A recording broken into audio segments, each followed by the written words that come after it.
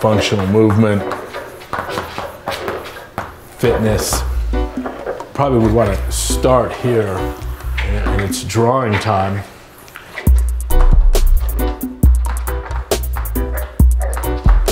All right, so it's a real pleasure to be here, Greg, in your garage gym. This is sort of the ultimate garage gym, and the original whiteboard. Really, it's the concept is chalk and blackboard. It's fantastic. So what I want to do first is I want to dig into the kind of the real foundational stuff of why we do what we do. So for example, human movement, right? We're trying to improve human movement.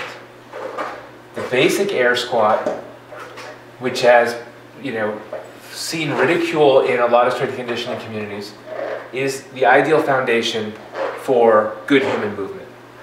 Would you agree? It's a critical piece. Isn't there a pretty substantial core stability requirement in just the unladen air squat? Yep. I want to back up even. Okay. I want to look at things like Move 1 foot this way so he's forced to turn. Okay. core strength,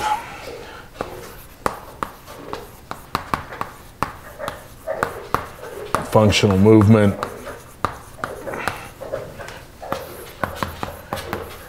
fitness. We know health too.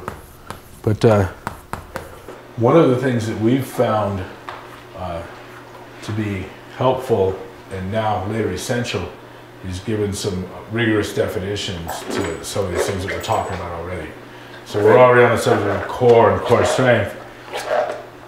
It seems fair enough to ask, what's the core and what does its strong being mean? Probably would want to start here in that we define these things as a family of movements that were categorically unique in their ability to express power.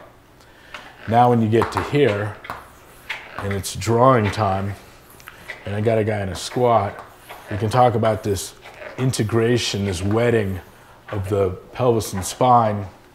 Look at a line that'll trisect the spine and bisect the pelvis, call that the midline, and talk about advantageous movement or lack of movement about that line while engaged in functional movement to high power output movements is core strength. Right. And now we have something. Now, is the squat good for that? Yeah. Right. Yeah. Now, we want to give definitions of things that we can test and measure. How would we measure that core strength? Well, I would propose a method that has considerable precision and maybe negligible accuracy, and that is I would use the functional movements again, and I would just, from the physics of the deadlift, tell you that, from this starting posture here, my presumption is that this midline is going to deflect less and less under load as the loads go up and up. In other words, what happens is your deadlift improves is not one day your spine blows out the side.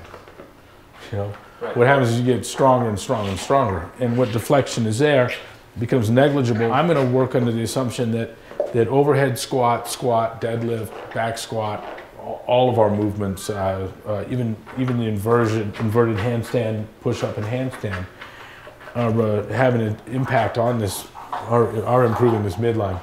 So you were saying is the deadlift, so one test of core strength is at what point does your ability to maintain proper alignment of the spine and pelvis? For sure. Deadlift, we're doing that. I'm like, God damn, is there a midline failing? Absolutely. Hell yeah. Yeah, in this. Yep. When this happens. Yep. Right? And so if your max dead is 200 I used pounds, to do that at 200 pounds, and now I do it at 4. Right. I've doubled my core strength by one reasonable measure. Why not? Right. Right. Overhead squat. Hi, interesting. I'm tweaking this thing now from a very, very different position. I mean, this tendency here with any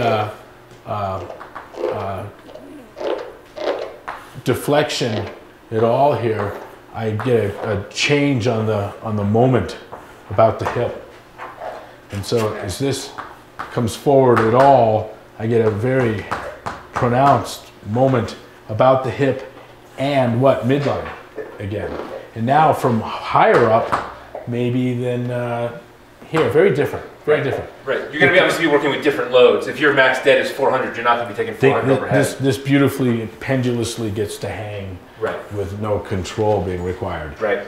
Here, my own control efforts can be my failing. Right. What you're saying is that with the load elevated overhead, movement forward primarily of this load puts a tremendous torque on the midline stability. Yep, on midline again. Yep.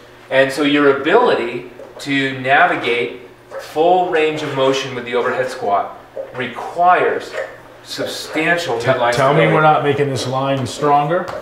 That is more capable of not just rigidity, but maybe even some favorable follow-through movement. I believe some dynamic capacity comes through.